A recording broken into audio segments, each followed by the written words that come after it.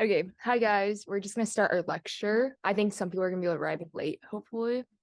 But today we're gonna be going over intent and manifest, which instead of focusing on like the UI elements is more logical, I guess. So it's harder to really see what's going on behind the scenes. But hopefully this will help clear up some confusion. And I guess just to start, I messed up the CMS, so I forgot to open it, and that's why I gave a 24-hour extension and homework 2 will be due tonight. Does anyone have any questions about homework 2? I know it's like drastically longer than homework 1. Okay. If you guys have any questions or any difficulties moving forward, just feel free to post in the ed, and then Maxwell and I will both be on that responding. And then our second announcement is to enroll in Student Center. And I guess the third one we already covered, just ask about the homework. And also, how is office hours? Have any of you guys attended yet? Okay. Office hours could be a really good resource, and I know we have like 2 TAs for every single hour, and the hours should be on the textbook and also in GCal if you guys saved it. Okay, so now we're gonna be jumping into intents. Basically, intents are used for communication between like different screens within an app or from inside to like outside of an app. And the 2 types of intents are explicit and implicit. And okay, so for explicit, it's used to launch other activities in your app, and kind of mentioned previously in presentations, like an activity is just like a screen. So for example, if you click like the heart on the top right of Instagram, it'll show you like the notifications page. So basically, if you click that, it'll bring you to like a new screen of Instagram. So that would be an explicit intent. And then implicit is more to like request to perform an action, and it goes from like within the app to something like outside of an app. So for example, you can like click to share information to another app. So in this case, this would be like the weather. And if you click like share, you're able to like add to Facebook, like share to your emails. So that's why it's implicit, because you're not setting a direct destination. Instead, you're allowing the user to kind of choose where they want to go with it. So for explicit intent, it's used to launch like other screens in your app. And this is like the basic format. Some of the syntax is kind of hard. So when you're working on the project, just make sure to refer back to the textbook or maybe even the videos, the demo videos. So basically, we want to set a value of intent. And this is also known as like context. And in this case, it would just be like the current screen that you're on. So that's this. And then your target activity would be like the new screen that you want to go to. And then we also have something called intent.putExtra. And essentially that is all the information that you want to pass in from one screen to another. So for example, if we want to maybe click on, maybe our home screen for eatery is like a list of eateries, right? And you want to go to a specific eatery. If you click on a specific eatery, your put extra could be your eatery name. So then it knows like what eatery to actually go to. So put extra is just essentially sending information between the 2 screens. And then in your target activity, in order to retrieve this info, this is like the basic syntax, you do get extra. So there's a put and then there's a get. Does anyone have any questions about the general format? Okay, cool. So in this case, this is the eatery screen kind of that I was talking about. There's like a list of eateries. So you would click on one and that sends the intent. And for your put, you would do like the eatery name. You can store that in a database, so it can like keep track of kind of like what the name is. And then it will bring you to like the specific eatery. So in this case, it'd be Bare Necessities. Yeah, so basically here, you don't want to create a different screen for each dining hall because that's just like a lot of work, right? Then you have like 20, 30 something screens. So if we set the eatery name to something like, let's say Bare Necessities, and then we pass it in, then by using the database, we can also retrieve information about what we want to show on screen. So like generally, each dining hall will have like a similar format that they show like the popular times, the name, a picture, and like the open hour. And so basically we can retrieve this data from the database and then show them all on like a common screen that takes in some data and displays it. Yeah. Intents are how you move in between activities. So like from that screen to that screen. Yeah. And then this would be an explicit intent because when you're clicking on this screen, like the app already knows the destination, right? It's like a known thing that you're going to the individual eatery screen. So that's why it'd be explicit. And then we're going to go over implicit intents. So it's basically a request to perform an action based on desired result. So like a desired result could be like sharing maybe a song on Spotify. So then your implicit intent would allow you to like click on a bunch of different destinations to share that. And Google actually provides a long list of different kinds of intents that you can use. So you can start a phone call, you can share information to another app, which is what I mentioned before. There's also like opening the browser and taking a photo.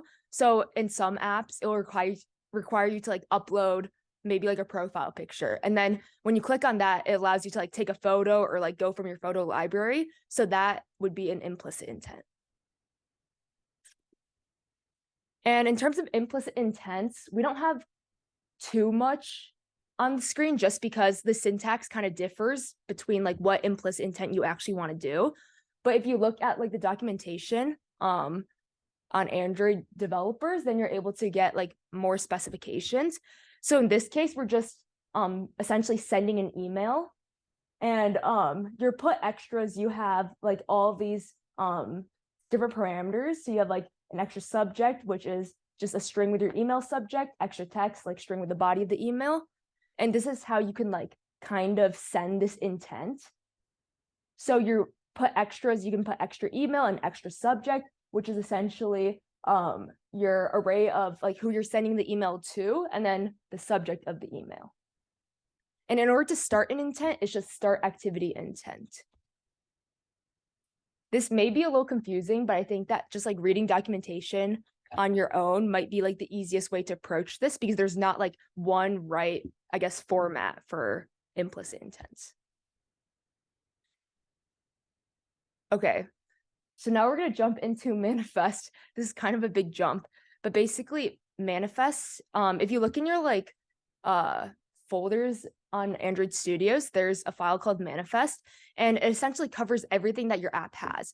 So it has your application's name, all the activities, so like all of your screens. It also has fragments, which is something we're going to jump into later.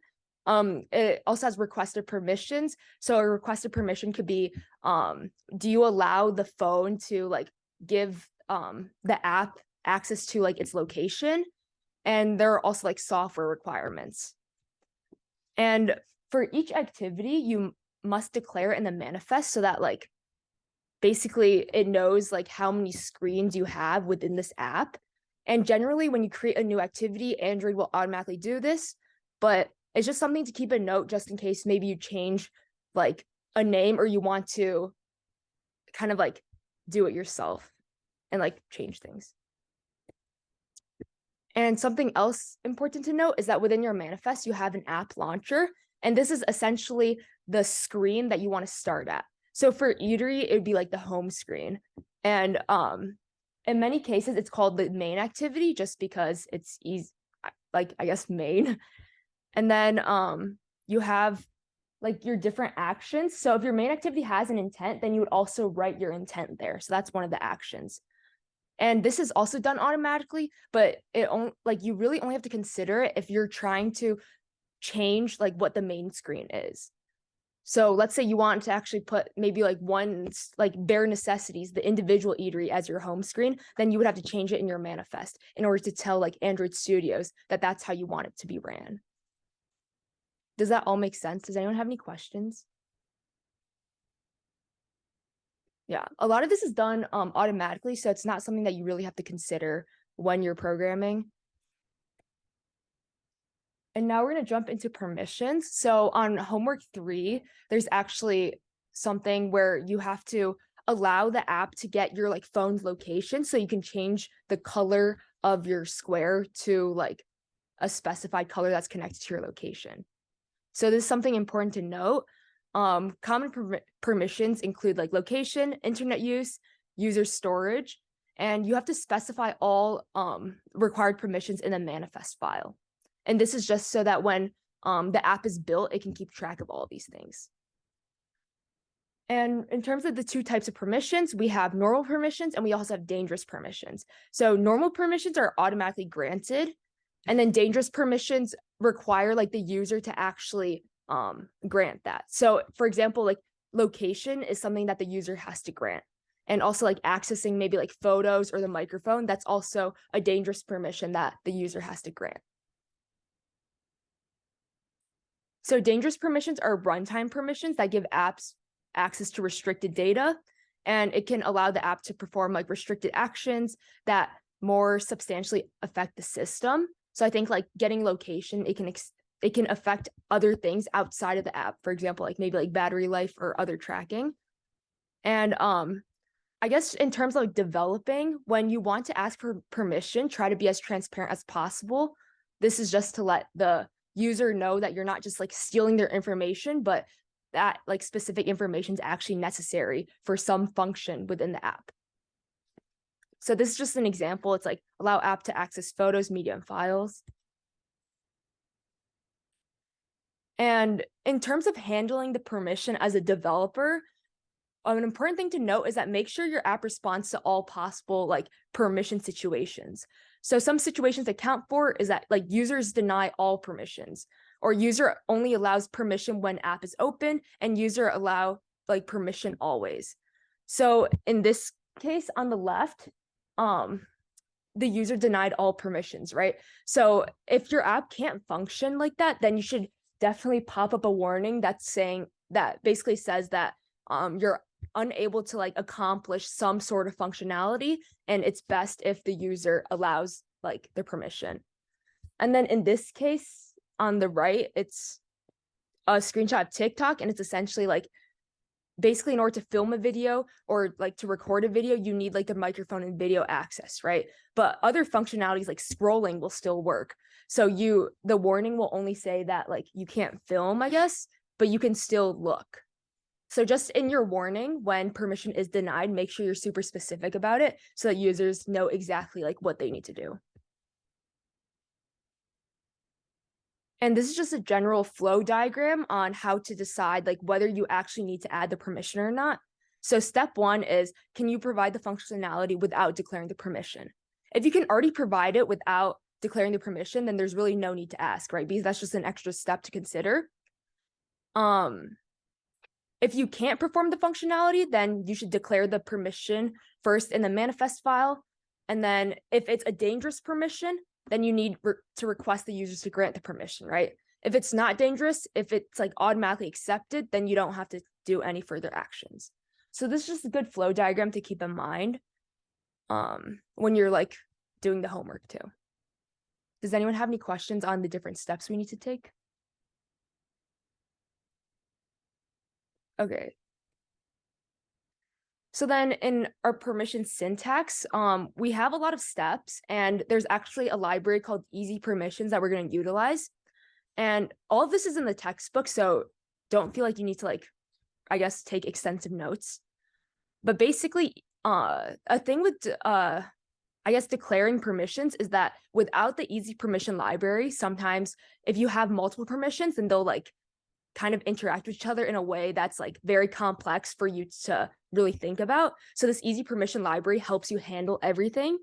So step one is just to add Easy Permissions dependency to your build.gradle. And kind of mentioned before, like build.gradle is kind of like this like settings file where you're able to like change a lot of like the basic settings. So like adding a library would be in this because it's like a new dependency. So it's just called Easy Permission. And then your step two is you want to override Android's default permission handling flow. So Android Studios itself has a built-in flow, but as mentioned before, like sometimes when you have multiple permissions, it can get really complex, and handling the flow yourself is difficult. So instead, you can like override it and kind of allow easy permissions to handle all of the logic. So this is like the basic syntax. And then step 3, you want to declare the permissions in the app's manifest. So in this case, we have the location permission. We also have, there's course location and find location. And the difference between that is like course locations covering like a larger area and find locations like your precise like coordinate. And then also read contacts. I think that's just your phone contacts. I think course location should be a normal permission, but find location is the one that actually is dangerous. I'm pretty sure, if I'm not mistaken. Yeah. So just make sure you declare all of your permissions in the app's manifest so that it like knows what exactly you need. And then step 4A is to make unique request codes for each permission. And this is just so that the library knows like what to do after your permission is granted. So like, for example, for location or for each permission, you might have like a different pop-up saying like, oh, congrats, you have allowed this permission. So, but then if you want like a different pop-up for each permission, then you have to make sure your code is also unique so that the library knows precisely where to go. So in this case, like our request code for photos could be 2, request code for camera would be 3, and the microphone would be 4. And then, oh, there's a typo. And then in your onCreate, this is where you want to handle the permission flow. So in this case, it says like, basically if the permission is granted, then you do something. If it's not, or wait, no, this is else. When your permission is granted, then you do something. And then if your if statement, if it's not granted, then you might want to like have a message and then maybe like request it again. So just in your onCreate, and your onCreate is in your like main activity file. This is what you want to include. And then for your step 5, just make a function that's triggered on a permission being granted. So this is essentially what happens after your permission has been granted. And there's like an @ symbol that just like tells like the function to trigger. And your request code is kind of like what I mentioned before. If you have like a unique code, then you're able to put it in like the input. So you know exactly like what to trigger. Yeah. But basically, all the syntax stuff is not too important to like remember. I think it's more important to just understand the basic flow of it. And if you need like the nitty-gritty details, then it's good to like refer back to the textbook for it. That was kind of complex. Does anyone have any questions?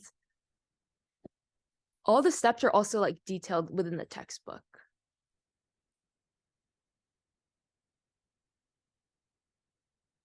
Okay. So now we're just going to jump into activity life cycle. This lecture is like kind of incohesive in terms of like the content that's covered, but all of this is like very crucial for like the lectures moving forward. Within activity life cycle, this is something really good to know for interviews. I know a lot of interviewers like to ask if you're applying for Android roles. So this is just like an overarching like how the app works kind of. So basically we have a starting state, which I'll cover more in depth. There's like running, stopped, paused, and destroyed. So just in general, each activity has its own life cycle. So what this means is that each screen itself has its own life cycle. So you wouldn't say it's like the life cycle of the app. Instead, it'd be like, oh, this screen like stopped or this screen started. And this activity instance transitions through many different stages, kind of seen before, like there's like your starting stage, your running stage, and all of that. And Android itself has 6 built-in callback functions. So it's on create, on start, on resume, on pause, on stop, and on destroy in order. And the name is actually quite self-explanatory, but I'll go into more detail what each function entails. So on create, this is like a callback that must be implemented. And as I mentioned before, like on creates has to be within like your main activity and every other like screen that you include. And it's fired when the system first creates the activity. So when like an app is first launched, all of your screens go through on create. And that's just, I guess, like the first step in the life cycle. And this this logic only happens once. So in your other callbacks, you have like on start, or you have on resume and on pause, and like those steps can happen like multiple times, but on create is something that only happens once in the beginning. And after on create happens, it immediately invokes on start. So within on start, activity becomes visible to users. And what this means is that the user is able to see the activity, but they're not quite able to interact with anything yet. And then after on start, it quickly invokes on resume. So on resume is when the user actually gets to like do things within the app. So for example, if there's a button on start, the button would be visible, but on resume is when the user can click on the button and it'll actually like allow you to do something. So users are allowed to interact with the activity. And then you have on pause. So this method is called when like users are leaving the activity, and it indicates the app is no longer in the foreground. And kind of how I think about it is that with on pause, like sometimes you can still see it, but you just can't interact with it. And that's why it's like not in the foreground. So in this example, kind of like the background, like the shop now, that is on pause. Like you're not able to actually click on it because you have to click on you have to interact with the pop-up first, right? So the background right now would be on pause, but you can still see it. So it's already gone through on start. And then we have on stop. So on stop is when the activity is no longer visible to the user. So it's like you've already moved on to a whole new screen. You can't see it anymore, and you also can't interact with it, obviously. And my example is that like an explicit intent has already led the user to another screen. In this case, like you wouldn't be able to see the old screen that you just were on. And finally, we have on destroy. So this is called right before the application destroyed. And on destroy doesn't have to be permanent. This can be temporary destruction. And basically it's like when, for example, in homework 2, a task is like rotating your phone, right? So like seeing it in landscape mode and then like rotating it so it's in portrait mode. In this case, it would be a recreation, and you would have to call on destroy first. And that's because your like portrait and your landscape are in 2 different XMLs. So first has to destroy one of them to be able to create the next one, like to create the new look, basically. And this can also be like when you're like exiting out of an app too. It will on destroy all of your activities. Yep. I really sped through lecture. Okay. And that's like the end of lecture, I guess. Oh, leave it on this slide. Does anyone have any questions about the activity lifecycle?